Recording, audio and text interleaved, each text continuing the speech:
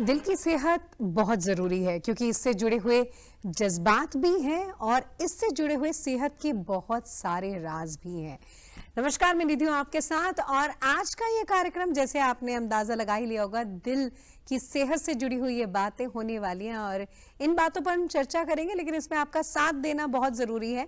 और वो आप साथ कैसे दे सकते हैं? अपने प्रश्न हमसे पूछ सकते हैं। आप डायल कीजिए 0172269037।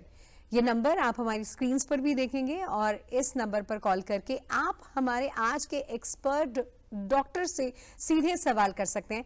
आज के हमारे एक्सपर्ट डॉक्टर हैं जो कि पीजीआई से हमारे साथ है, एडवांस कार्डियक सेंटर के professor, doctor, head of the department and yes, doctor Yashpal Sharma. नमस्कार। नमस्कार सर। नमस्कार।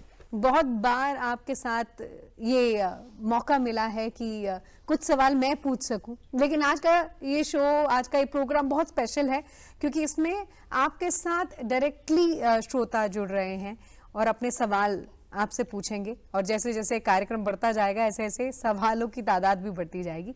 तो डॉक्टर, शुरुआत करते हैं मेरे ही सवाल के साथ।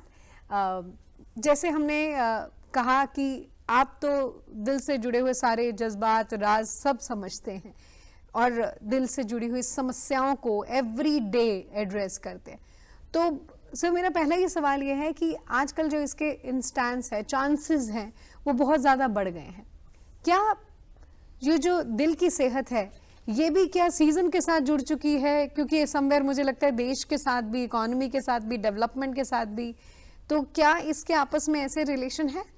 जी, बेसिकली जो हार्ट की प्रॉब्लम है, एक अपार्ट फ्रॉम लाइफस्टाइल, ये जो जीवन शैली प्लस एनवायरनमेंट है उसके साथ बहुत ज्यादा लिंक है जी। जैसे भी बाई चांस कोई अनसर्टेनिटी, डिजास्टर या ग्लोबल वार्मिंग या कुछ ऐसा जो आजकल देख रहे हैं, एड्रेस कर रहे हैं, या बहुत ज्यादा बारिश जैसे बाढ़ आ गई, ये आ गया, तो जो अफेक्टेड एरियाज है प्लस डाउनवर्ड ऑल्सो, उनमें हार्ट अटैक के चांसेस बढ़ जाते हैं। ऐसा नहीं कि सिर्फ जहां पे हो रहा है, जो बेचारे दूसरे पढ़ते भी हैं उनको भी लगता है कि एक किस्म का ये बहुत वो हो गया। तो सभी का हार्ट टेंडर होता है, पढ़ के कोई भी ऐसा नहीं होता कि उस न्यूज को ऐसे लेता है, उसको लगता है कि यह कैसा हुआ, क्या हुआ, हाँ। तो उसका कुछ ना कुछ फर्क पड़ता है पल्स रेट पे, ब्लड प्रेशर पे। तो बेसिकली हार्ट के जो कारण है, जिनमें कि हाइपरटेंशन एक बहुत बड़ा कारण है जी। और साइकोसोशल स्ट्रेस, ये दो कारण सीधे ही इफेक्ट हो जाते हैं। ये समवेयर जैसे आपने बोला किसी भी तरीके की त्रासदी है, कोई भी वो सोशल टेंशन को भी बढ़ाती है, हाई ब्लड प्रेशर को भी बढ़ाती है, जो कि आपने बोला कि डायरेक्टली लिंक्ड है हार्ट डिजीज को लेकर। जी जी। तो सेहत को आपने जोड़ा किस तरीके से? हमारी हार्ट की सेहत और आसपास की हमारी नेचर की सेहत हमारी नेचर बड़ी कूल, पीसफुल होनी चाहिए, जिसमें कि हेल्दी इन्वायरमेंट हो, साइकोसोशल स्ट्रेस ना हो, पर्सनल स्ट्रेसेस ना हो, आजकल जैसे एक एनवायरमेंटल स्ट्रेसेस ना हो, आपके टेम्परेचर जो आपका बेस्ट होना चाहिए, जैसे अनड्यू अगर हीट है उस दिन भी सभी का वो हो जाता है कि आज दिन बहुत ऐसा है कि गर्मी है और ये है, तो रेस्टलेस हो जाते हैं। तो अभी जितनी त्रासदी हमने देखी है, चाहे जैसे हम बाढ़ की बात करें, तो क्या उसका भी इम्पैक्ट वहां, जैसे आपने लिंक किया, जैसे क्लाउड बस्ट हुआ, जैसे कि क्लाउड बस्ट वहाँ हो रहे हैं जी, जी। लोग जाने वाले जो कईयों ने टूर पे जाना होता है वो एकदम अपने कैंसिल करते हैं, फिर वो सोचते हैं कि हम होते, और वहाँ उनके बारे में भी सोचते हैं जहाँ पे ये हुआ, ऐसा त्रासदी आई, हाँ, और वहाँ पे कैसे कैसे इफेक्ट हुए। तो एक बड़ा ही ऐसा लगता है कि ये थोड़े से कॉमन हो गया। मैं तो देख रहा था कि इवन सुप्रीम कोर्ट ने बोला कि कुछ एरिया ऐसे ना हो कि वैनिश हो जाए, कुछ एरिया। और कुछ सालों से तो हमने लगातार ऐसी त्रासदियां लगातार आ रही हैं, बहुत ज्यादा विटनेस के, स्पेशली पानी से जुड़ी हुई हैं जो त्रासदियां। बेसिकली जैसे कि ये ग्लोबल वार्मिंग प्लस जो एनवायरनमेंट प्लस ट्री कटिंग जो कि फॉरेस्ट में बहुत हो रही है, उसके कारण, और नए पेड़ लग नहीं रहे, कम लग रहे हैं, लग तो रहे हैं, ऐसा नहीं है, जैसे कि पिछली बार आए थे, आपको याद होगा उस वक्त मुझे बिल्कुल याद है, क्योंकि आपने हमेशा हार्ट से रिलेटेड जब भी बात की है तो सेहत को, आपने हार्ट की सेहत को जोड़ा है डायरेक्टली विद ट्रीज, कि एनवायरनमेंट साफ सुथरा होना चाहिए, हरा भरा होना चाहिए। तो मैं पूछने वाली थी कि आज भी आप कुछ ना कुछ ऐसा स्पेशल जरूर आज के कार्यक्रम में लेकर आए होंगे जो कि नेचर के साथ जुड़ा हुआ है। मैं रादर की इसी नेचर के साथ कि कैसे जो सारी एक साइको सोशल है, एक एनवायरमेंटल है, जैसे अदर एनिमल्स हैं इवन, अच्छा, जो आपके सराउंडिंग में है, whether they are any animal, strays, चाहे डॉग है, चाहे आपका काउज है, चाहे बुल्स है, चाहे अदर एनिमल्स, ये सारा एक नेचर को बनाते हैं। अगर उनमें से कोई भी अगर वैनिश हो जाए तो नेचर डिस्ट्रक्शन हो जाती है शुरू। तो ये बहुत है कि animal human relation, human environment and this nature, these are linked to the peace and the heart health as well. You can say peace is directly linked with the heart. If the area is not peaceful, the person will start having hypertension, heart attack. So for any place to be peaceful, even an institution, that should be very peaceful. If that institution is not peaceful, there are mental stresses or psychosocial stresses in that or something.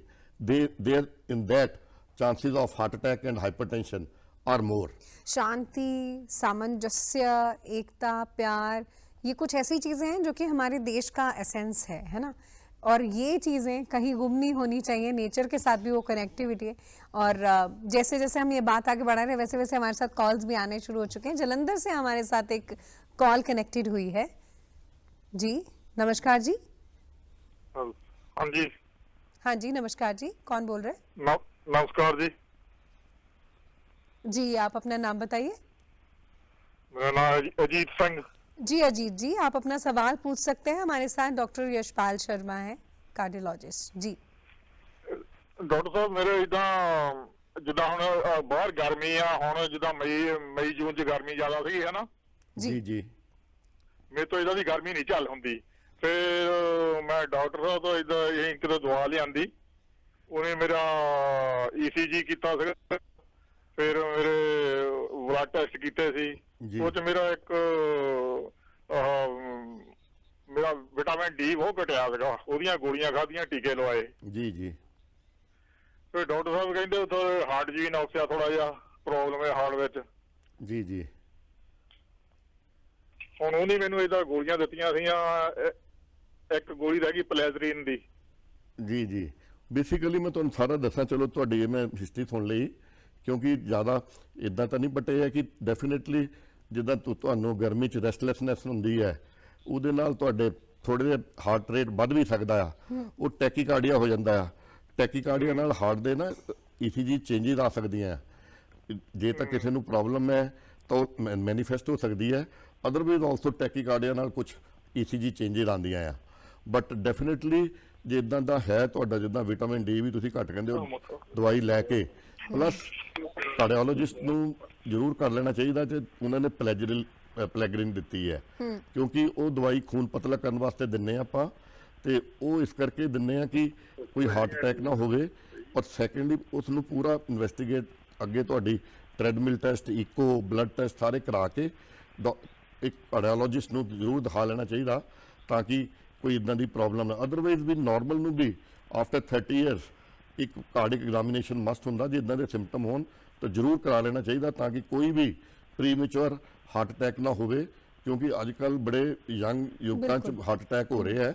ਤੇ ਇਹਦੇ ਵਾਸਤੇ ਇੱਕੋ ਹੀ ਹੈ manifest ਕਿ ਸਾਰੇ ਬੰਦੇ ਆਪਣਾ checkup ਕਰਾਉਣ, ਔਰ ਸੈਕੰਡਲੀ ਜਦੋਂ ਵੀ ਕੋਈ ਸਿੰਪਟਮ ਹੁੰਦਾ ਤੇ ਮੈਡੀਸਨ ਵਾਲੇ ਕੋਲ ਵੀ ਔਰ ਕਾਰਡੀਓਲੋਜੀ ਵਾਲੇ ਕੋਲ ਵੀ ਕਦੀ ਵੀ ਇਹ ਨਾ ਸੋਚਣ ਕਿ ਮੈਂ ਪਿਛਲੀ ਵਾਰੀ ਵੀ ਕਿਹਾ ਸੀਗਾ ਕਿ ਜੀ ਰੈਫਰ ਕਰਨਗੇ। ਰੈਫਰ ਕਰਨ ਦਾ ਕੋਈ ਨਹੀਂ ਹੈ, ਬੰਦਾ ਡਾਇਰੈਕਟ ਕਾਰਡੀਓਲੋਜਿਸਟ ਕੋਲ ਜਾ ਸਕਦਾ ਹੈ, because cardiac examination is must. ਜਿੱਦਾਂ ਕਿ ਮੈਂ ਕਈ ਵਾਰੀ ਦੇਖਦਾ ਕਿ ਕਈ ਪੇਸ਼ੈਂਟ ਡਾਇਬਟੀਜ਼ ਦੇ 30-40 ਸਾਲ ਦੇ ਫਾਲੋਅਪ ਤੇ ਕਿਡਨੀ ਦੇ, ਕਦੀ ਉਹਨਾਂ ਨੇ ਕਾਰਡਿਕ ਐਗਜ਼ਾਮੀਨੇਸ਼ਨ ਹੀ ਨਹੀਂ ਕਰਵਾਇਆ। ਉਹ ਕਿੱਥੇ ਗਲਤੀ ਹੋਈ ਪਤਾ ਨਹੀਂ।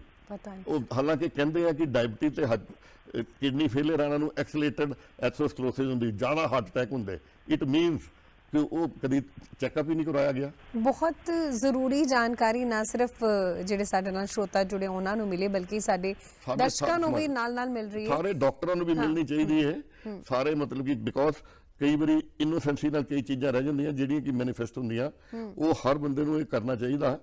ਕਿ ਜਿੱਦਾਂ ਕਿ ਇੱਕ ਯਾਦ ਹੋਣਾ ਕਿ ਅਸੀਂ ਬੜੇ ਪਹਿਲੇ ਕਿਹਾ ਸੀਗਾ ਕਿ ਪ੍ਰੋਟੀਨ ਜ਼ਿਆਦਾ ਲਓ, ਤੇ ਤੁਸੀਂ ਕਾਰਬੋਹਾਈਡਰੇਟ ਘੱਟ ਲਓ ਤਾਂ ਕਈ ਡਿਜ਼ੀਜ਼ਾਂ ਠੀਕ ਹੋ ਜਾਂਦੀਆਂ। ਹੁਣ ਅੱਜ ਤੁਸੀਂ ਹਰ ਉਹਦੇ ਚ ਪੜ੍ਹ ਰਹੇ ਹੋ ਕਿ ਲੀਵਰ ਦੀ ਡਿਜ਼ੀਜ਼ ਘਟ ਰਹੀ ਹੈ, ਕਿਡਨੀ ਦੀ ਡਿਜ਼ੀਜ਼ ਘਟ ਰਹੀ ਹੈ, ਵੀ ਜਿਹੜਾ ਕਿ ਪਹਿਲੇ ਮੰਨਦੇ ਨਹੀਂ ਸੀਗੇ।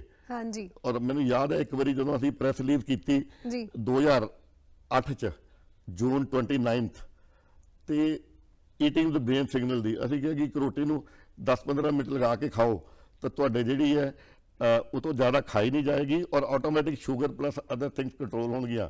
ਔਰ ਉਹਦੀ ਜਗ੍ਹਾ ਤੁਸੀਂ ਦਾਲਾਂ, ਪ੍ਰੋਟੀਨ, ਸਬਜ਼ੀ, ਸਲਾਦ ਉਹ ਨਾਲ ਖਾਓ ਤਾਂ ਤੁਸੀਂ ਇੱਕ ਜਿਹੜਾ ਹੈਲਦੀ ਹੋ ਜਾਓਗੇ। ਜੇ weight ਹੈ ਤਾਂ ਤੁਹਾਡਾ ਓਵਰ ਘਟ ਜਾਏਗਾ, ਜੇ ਘੱਟ ਹੈ ਤਾਂ ਵੱਧ ਜਾਏਗਾ। ਤੇ ਦੈਟ ਇਜ਼ ਔਰ ਸਾਰੀਆਂ ਡਿਜ਼ੀਜ਼ ਤੇ ਕਈਆਂ ਤੇ ਕੰਟਰੋਲ ਆਣਾ ਸ਼ੁਰੂ ਹੋ ਜਾਏਗਾ because metabolism is very important. Carbohydrate ਜ਼ਿਆਦਾ ਲੈਂਦੇ ਰਵਾਂਗੇ ਤਾਂ ਸ਼ੂਗਰ ਵੱਧਦੀ ਰਹੇਗੀ। ਸ਼ੂਗਰ ਨਾਲ ਐਡਵਾਂਸ ਗਲਾਈਕੋਜਨ ਐਂਡ ਪ੍ਰੋਡਕਟ ਹੁੰਦੇ, ਕੈਂਸਰ ਵੀ ਜ਼ਿਆਦਾ ਹੋਣਗੇ।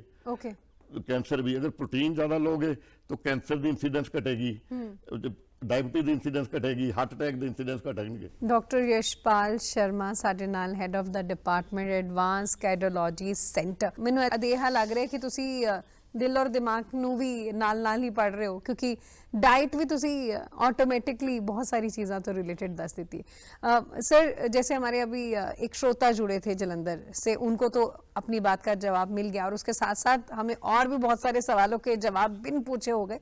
अभी हमारे साथ कुछ वीडियो बाइट के साथ भी लोग जुड़े हैं, आइए जानते हैं इनके क्या सवाल हैं।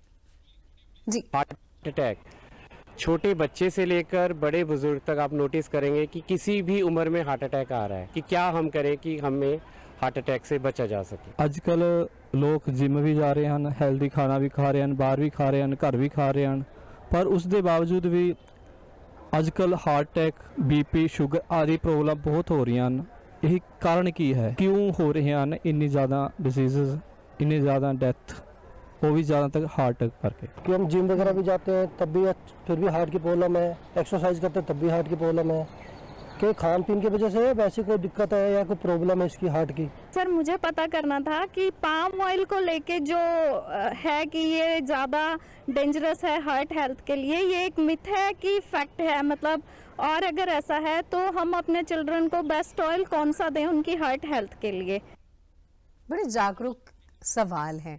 Palm oil is a concern, उसके साथ साथ अर्ली डेथ की बात है कि जिम को भी लेकर बड़े सवाल है। बहुत अच्छा सारे इनके सारे सवाल बहुत बेसिकली, जैसे कि डाइट अगर आप अच्छी नहीं ले रहे हैं, बाहर जंक फूड ले रहे हैं, तो जो डिसलिपिडीमिया के चांसेस बढ़ जाते हैं, जिसमें कि आपका बैड कोलेस्ट्रॉल बढ़ जाता है और अच्छा कोलेस्ट्रॉल कम हो जाता है। ऐसे ही आपके ट्राइग्लिसराइड भी बढ़ जाते हैं, जो कि डायरेक्टली लिंक्ड है हार्ट अटैक से, जो कि कॉर्नरी आर्टरी की अंदर से नैरो कर देते हैं, ब्लड सप्लाई हैम्पर हो जाती है। हाँ जी। तो डेफिनेटली फूड हेल्दी लेना चाहिए, जिसमें फ्रूट, सैलड्स, प्रोटीन जैसे मिल्क और सोयाबीन, दालें, pulses, this is the best food I can tell you.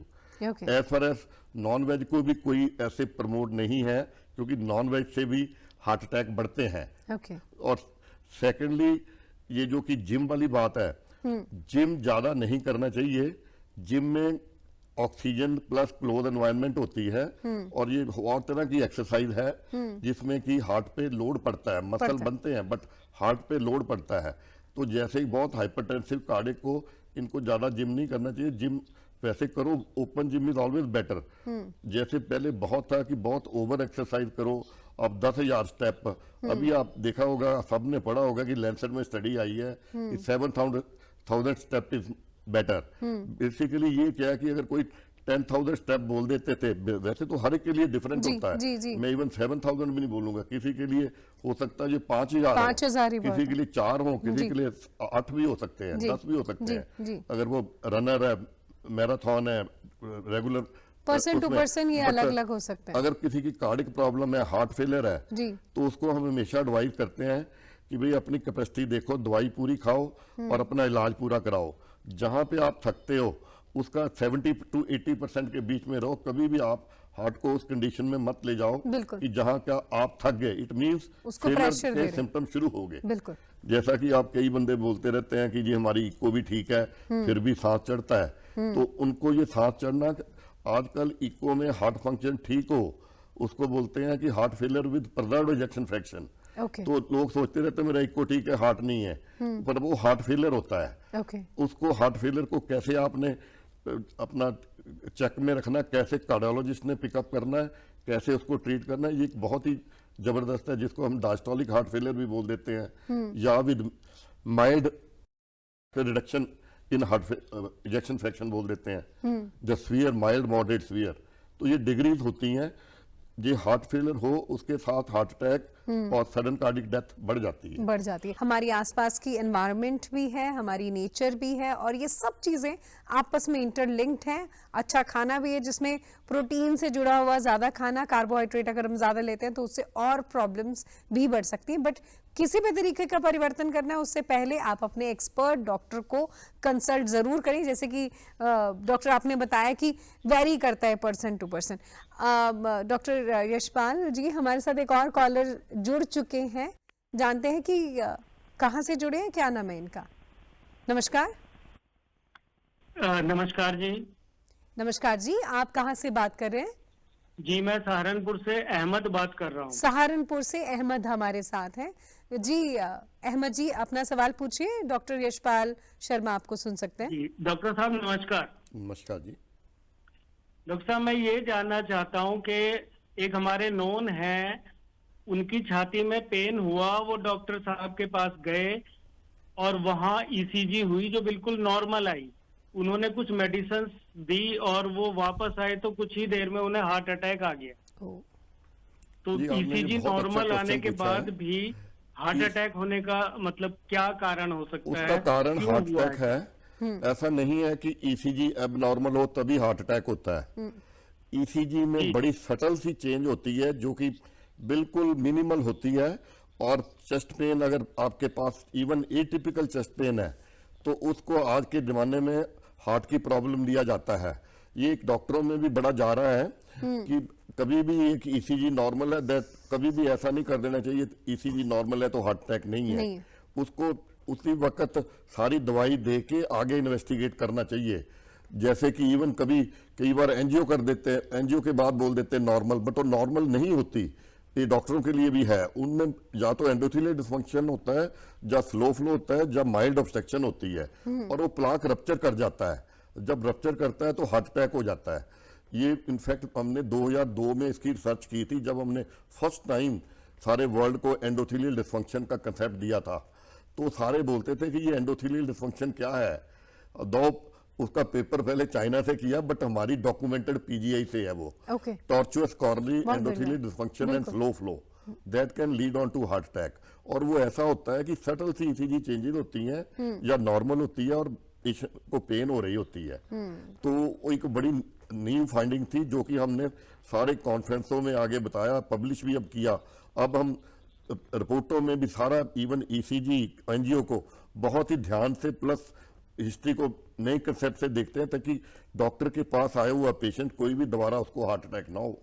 बहुत ज़रूरी है ये हम जाने कि अगर हमारा ईसीजी नॉर्मल भी है तो भी चांसेस हो सकते हैं कि हार्ट अटैक की पॉसिबिलिटी है। तो ज़रूरी है कि हम अपने आप को टेस्ट ज़रूर कराएं, डॉक्टर से कंसल्ट करें। और एक और वीडियो बाइट हमारे साथ जुड़ चुकी है और उसके साथ हमारे दर्शक जुड़ रहे हैं। मुझे लगता है सवालों की भी बारिश हो रही है, ना सिर्फ मौसम में बारिश है। जी ऐसा है कि जैसे हम तो घर में रूटीन खाना वही दाल सब्जी खाते हैं, वेजिटेरियन डाइट लेते हैं, लेकिन फिर भी जब हम रूटीन चेकअप करवाते हैं तो हमारा कोलेस्ट्रॉल बड़ा होता है, लीवर का साइज एनलार्ज हुआ होता है, फैटी लीवर भी आता है। तो हम अपने खाने में डेली रूटीन में क्या चेंजेस करें कि हमें ये प्रॉब्लम्स ना आए? बड़ा जागरूक सवाल है। बेसिकली इसमें यही एक मेन चीज है कि आप खाने में जो आपका फैट कंटेंट्स हैं उसको कम कर दें, जैसा कि हमारे आजकल ऑनरेबल प्राइम मिनिस्टर साहब भी बोल रहे हैं कि ऑयल को अगर 15 से 20% आप कम कर लो तो कई चीजें ठीक हो जाएंगी। हाँ। ऐसे ही है, और इनको रिप्लेस करने के लिए आप प्रोटीन ज़्यादा लें, जैसा कि मैंने पहले भी बताया, जिसमें चाहे पल्सेस हैं, चाहे पनीर है, चाहे सोयाबीन है, या ऐसी चीज़ें जो प्रोटीन वाली हैं उनको ज़्यादा लें। जी। तो डेफिनेटली जो फैटी लिवर की कम हो जाती है। अभी फैटी लिवर रिग्रेस कर जाता है, इससे डरना भी नहीं चाहिए। जैसे आप रेगुलर सैर करो, डाइट का प्रिकॉशन लो, प्लस हेल्दी विटामिन सारे अपनी जो डेफिशिएंसी है उसकी पूरी करो, और स्ट्रेस फ्री रहो, तो फैटी लिवर रिग्रेस कर जाता है।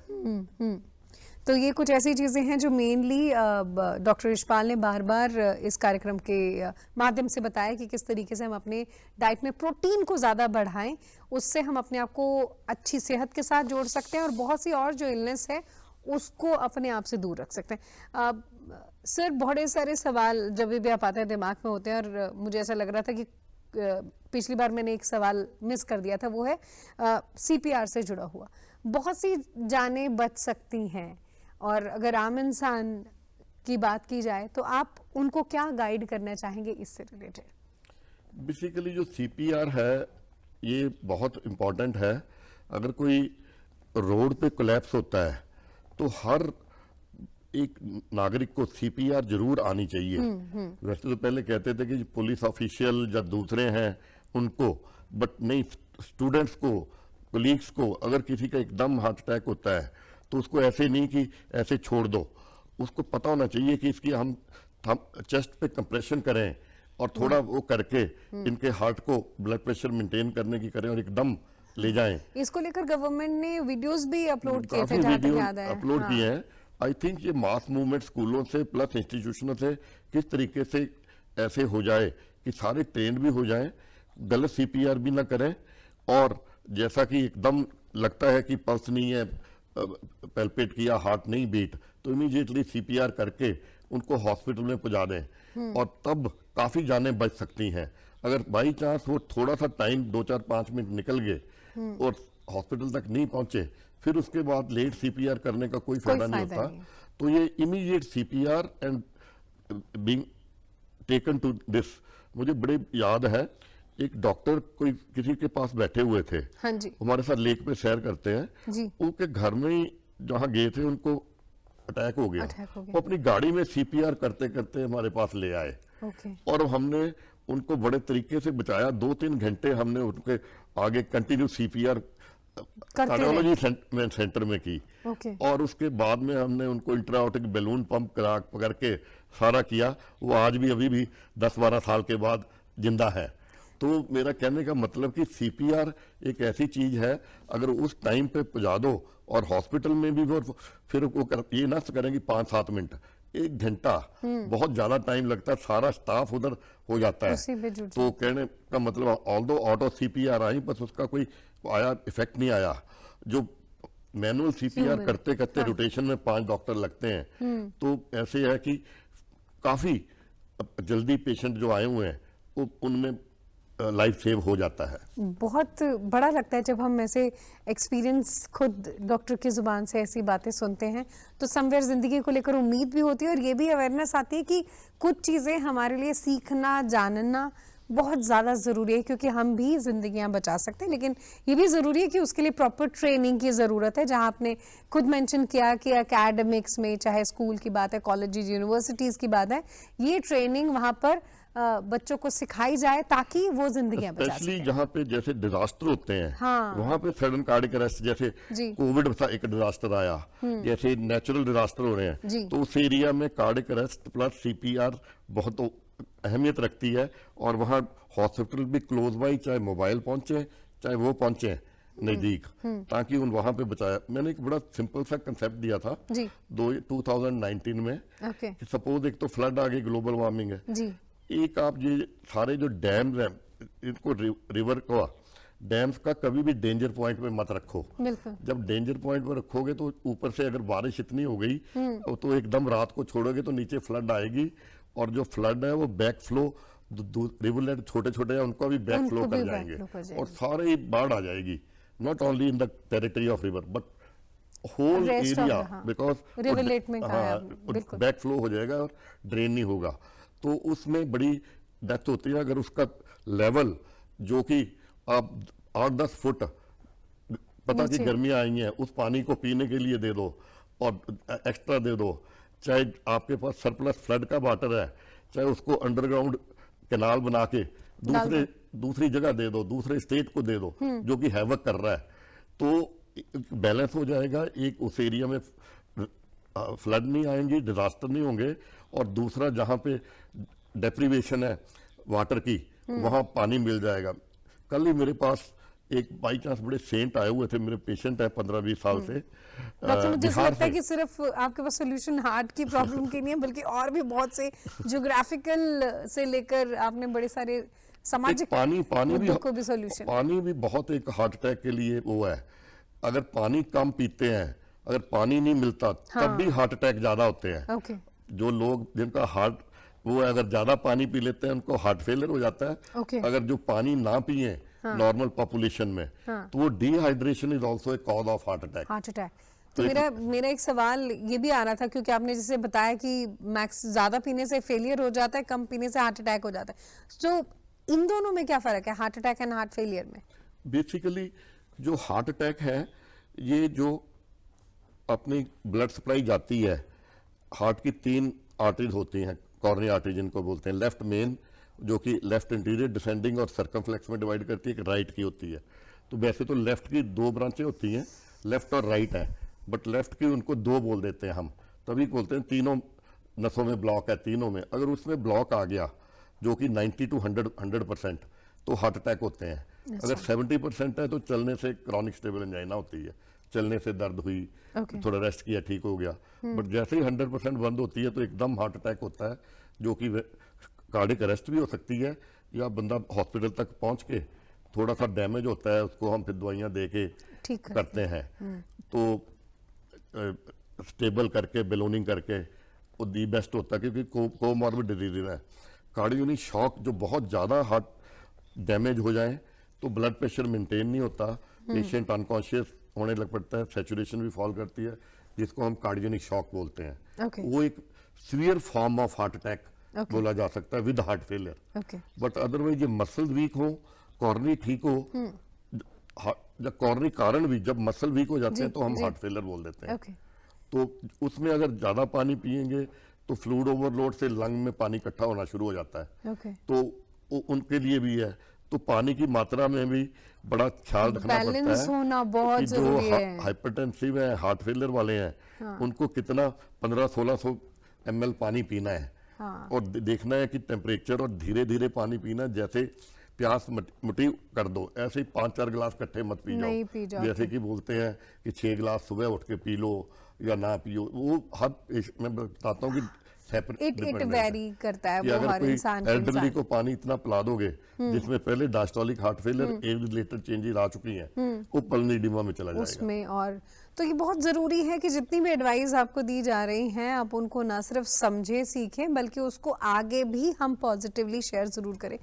डॉक्टर, कौन सी ऐसी स्टेज होती है जब हार्ट ट्रांसप्लांट की एक इमरजेंसी आन पड़ती है? जैसे जब हार्ट इतना वीक हो जाए कि पेशेंट उठ के चल नहीं रहा, वो बेड रिडन हो गया, उसको उसका ब्लड प्रेशर हम आइनोट्रोप से मेंटेन कर रहे हैं, क्लास 3 क्लास 4 हो गया और दवाइयों से कंट्रोल नहीं हो रहा, जब घर जा भेजते हैं तो फिर दोबारा एडमिट हो जाता है, प्लस जिसमें लगता है कि 1 ईयर लाइफ एक्सपेक्टेंसी कम हो गई है, उनमें हार्ट अटैक एडवाइज करते हैं। But now days with recent innovations and other things, जो कि हमने पहले 2000 में देखा, फिर हमने जैसे मेडिसिन का स्पेसिफिक मेडिसिन दी, प्लस बड़े स्ट्रेटेजिकली ट्रीट किए, प्लस जो ब्लॉकेजेस बड़े तरीके से किए, प्लस उनका जैसे हमने हीमोग्लोबिन रेज किया, जब हमने 10 से 15 किया, तो एक रेवोल्यूशन आई कि majority of the heart failure they improved.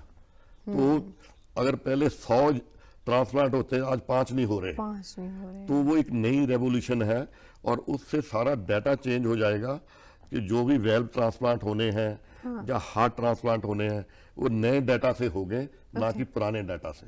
तो एक बहुत बड़ी रेवोल्यूशन है, पर डेफिनेटली जो यंग है प्लस जिनका despite best medication, best treatment, best 1 महीना हॉस्पिटल में रख के पूरी मेडिसिन दे के, प्लस नॉट वन डॉक्टर, आई से team of 5-6 doctors including cardiologist and this, दूसरे डिपार्टमेंट के नहीं, कार्डियोलॉजिस्ट में भी डिफरेंट मतलब कि सेम कार्डियोलॉजी के, अदरवाइज एक कार्डियोलॉजिस्ट का डिसीजन लेना is very not very practical like जो दूसरों के, तब जाके होना चाहिए। हमने तो ऐसे देखे कि पेशेंट 10% से भी नहीं, हमने उनका 45-50 किया। तो कई बंदे जानते नहीं, हमारे जो ल्यूमिनस है हम उनको बोलते हैं कि 2 हफ्ते आके दोबारा ट्रेनिंग करो, 4 हफ्ते, बिकॉज एवरीथिंग हैज चेंज। आप बातों से नहीं, जब आप देखोगे करोगे तब होगा, अदरवाइज सारा कुछ बदल चुका है। एडवांस कार्डियक सेंटर को एक अच्छा मार्गदर्शन मिल रहा है, तो ऑटोमेटिकली वो सब बातें हम यहाँ दूरदर्शन के माध्यम से भी श्रोताओं तक पहुंचा रहे हैं। और हम बताना चाहती हूँ कि हमारे साथ, क्योंकि हम बार बार इस चर्चा के विषय में तो बात कर ही नहीं कि दिल से जुड़ी हुई बातें चल रही हैं, हार्ट हेल्थ से जुड़ी हुई बातें चल रही हैं, और आज हमारे साथ है एडवांस कार्डियक सेंटर के HOD, हमारे साथ है प्रोफेसर डॉक्टर यशपाल शर्मा, जो कि PGIMER से हमारे साथ है। सर, बड़े सारे ऐसे केसेस इंस्टेंसेस आने शुरू हुए हैं, चाहे आप फिल्स डेथ की बात करें, डायबिटिक होना, हाई BP, बहुत सी ऐसी जो अदर इलनेस हैं, उनके साथ भी हार्ट के जो अटैक के या हार्ट फेलियर के जो चांसेस है वो बढ़ जाते हैं, और अपहिल्स में ये और बढ़ रहे हैं। इसको लेकर आप क्या कहना चाहेंगे? बेसिकली जैसे था पहले, अपहिल्स था, वहाँ पे लोग चलते थे, डाइट उनकी बड़ी अच्छी थी, और वो बड़ा नेचर से जुड़े थे। आजकल वहाँ भी गाड़ियाँ आ गई, उनकी डाइट बिल्कुल चेंज हो गई, पोल्यूशन हो गया, पोल्यूशन भी आ गया, और उनका जो अपना ऑयल इनटेक बढ़ गया, तो उनमें भी अब हार्ट अटैक जो पहले रूरल में थे वो डबल हो गए।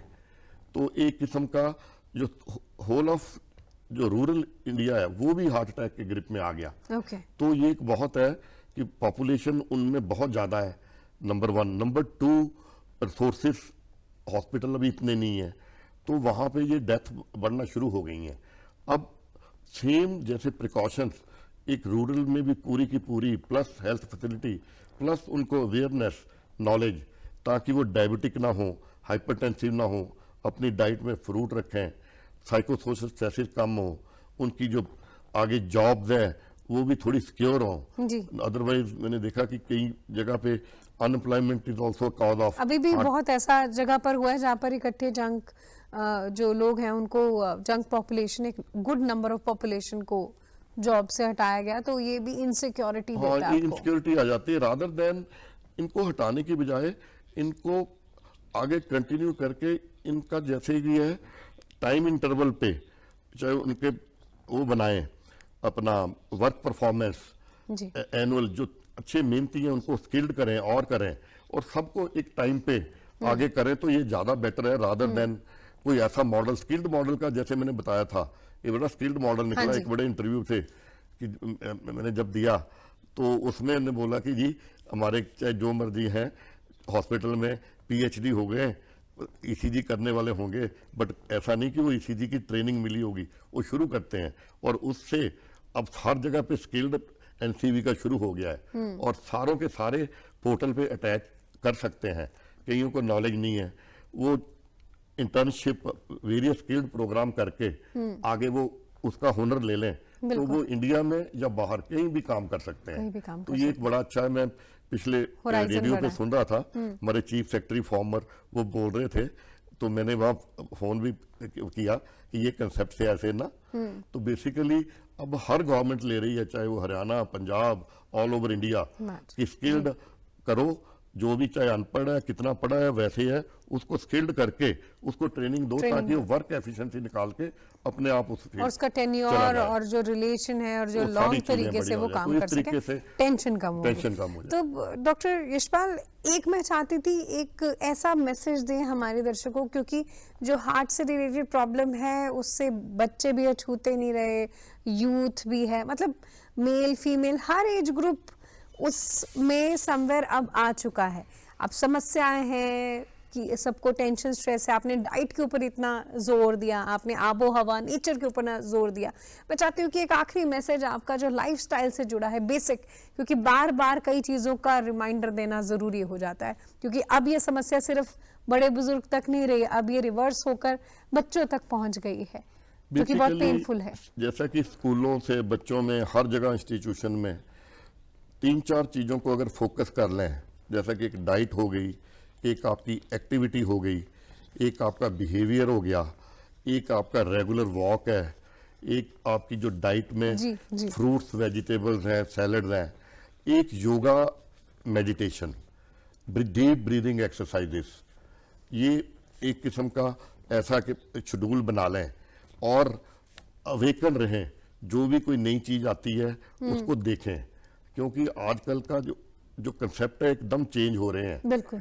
तो उसमें भी नॉलेज गेन करते रहें, तो एक किस्म का स्टूडेंट लेवल से अगर ये सारा हो जाता है और उनको अवेकन प्लस सारी चीज़ों में हो जाता है, तो एक ट्रांसफॉर्मेशन आ जाएगी, एक रेवोल्यूशन आ जाएगी कि सबको पता भी होगा, सब अपना लाइफस्टाइल भी अच्छा कर लेंगे और ये हार्ट की प्रॉब्लम्स भी कम हो जाएंगी और बेटर ट्रीटमेंट होंगी। बहुत बड़ा सॉल्यूशन है जिसे हम अपनी जिंदगी में जरूर ढालें, और मुझे ऐसा लगता है कि इस सवाल से अंत नहीं करेंगे, हम एक कॉलर के साथ अंत करेंगे। आज के दिन का आखिरी जो सवाल है हमारे साथ जींद से सुरेंद्र जी जुड़ गए हैं। डॉक्टर साहब नमस्कार। नमस्कार जी। सर मेरा क्वेश्चन ये था कि आजकल जैसे युवाओं में जिम के प्रति रुझान कुछ ज्यादा ही बढ़ा है, लेकिन हम अक्सर देखते हैं जिम जाने वाले बच्चों को भी हार्ट फेलियर ज्यादा हो रहे हैं, तो उसके लिए सर हमें क्या सावधानियां बरतनी चाहिए? बेसिकली क्या होता है, जिम में कई बार जैसे मसल बनते हैं, ऐसे ही जिम में हार्ट के मसल भी थोड़े से थिक हो जाते हैं, तो थिक होने से जो कॉर्निया आर्टरी है इनके चांस होते हैं जब उसके साथ में कंप्रेस ना हो जाए। जैसा कि एथलेटिक्स में भी जो बहुत ज्यादा एथलेटिक्स करते हैं उनको भी बड़ा जरूरी है कि वो अपना हार्ट का एग्जामिनेशन करवाएं, अदरवाइज उनको कंटिन्यू नहीं रखते जो बड़े एथलेटिक्स होते हैं, क्योंकि कोई भी एथलेटिक्स में कुछ हो जाए तो वहां पे डॉक्टर का मेन होता है। ऐसे ही जिम वालों को भी ऐसे जिम नहीं करना चाहिए मेरे हिसाब से, डॉक्टर की एडवाइस से कैसे करना है, ज्यादा तो करें ना, बट जो भी करते हैं उनको पहले अपना कार्डियक एग्जामिनेशन और बाद में भी कराते रहना चाहिए। ऐसा तो नहीं उनके मसल ज्यादा थिक होके ही उसी से हार्ट फेलियर हो रहा, जिसको हम डायस्टोलिक हार्ट फेलियर बोलते हैं। तो बिल्कुल बंद भी नहीं ऐसे है कि जैसे स्टूडेंट कुछ जिम करते हैं वो करें भी, but excess of everything is bad, number 1। Number 2, it should be monitored, regulated, कि आपने कितना करना, कैसे करना है, प्रिकॉशन क्या लेनी है, रेगुलर ओपन में वॉक कितनी करनी है, तो ओपन में जिम करना है। तो इस तरीके से हर चीज का अगर बैलेंस रख के करें, प्लस अपनी एज का जरूर ध्यान रखें, जब कई डिफरेंट एज में और बहुत ज्यादा एक्सर्शन करके वो अपना उस पोजीशन में ना पहुंच जाए जिसमें हार्ट फेलियर या हार्ट अटैक हो जाए। आपके सवालों के जवाब डॉक्टर यशपाल शर्मा जी ने बहुत बखूबी और बहुत अच्छे से एक्सप्लेन करते हुए दिए, और जितने भी हमारे दर्शक भी हमें देख रहे हैं अलग अलग माध्यमों के जरिए, उनको भी अपने सवालों के ये जवाब ज़रूर मिल गए होंगे। बाकी आप अपना फीडबैक, अपने मैसेजेस हमारे साथ हमेशा से शेयर कर सकते हैं। आज के इस कार्यक्रम में प्रोफेसर डॉक्टर यशपाल शर्मा हमारे साथ जुड़े, head of the department advance cardiology centre PGI Chandigarh से। सर आपका बहुत बहुत धन्यवाद, और मैं अपने दर्शकों को बताना चाहूंगी कि वेव्स OTT पे भी आप ये हमारा कार्यक्रम देख सकते हैं, उसके साथ DD चंडीगढ़ हमारे YouTube चैनल पर भी, और हमारे सैटेलाइट चैनल DD हरियाणा और DD पंजाबी पर भी आप ये कार्यक्रम देख सकते हैं। और ऐसे ही अगले कार्यक्रम के साथ भी हम जल्द ही जुड़ेंगे, ताकि आप भी अपनी सेहत से संबंधित कोई भी समस्या है उसका समाधान पा सके, उसमें अपने सवालों के जवाब डायरेक्टली आप एक्सपर्ट डॉक्टर के जरिए उनके साथ जुड़ सकें। धन्यवाद। धन्यवाद।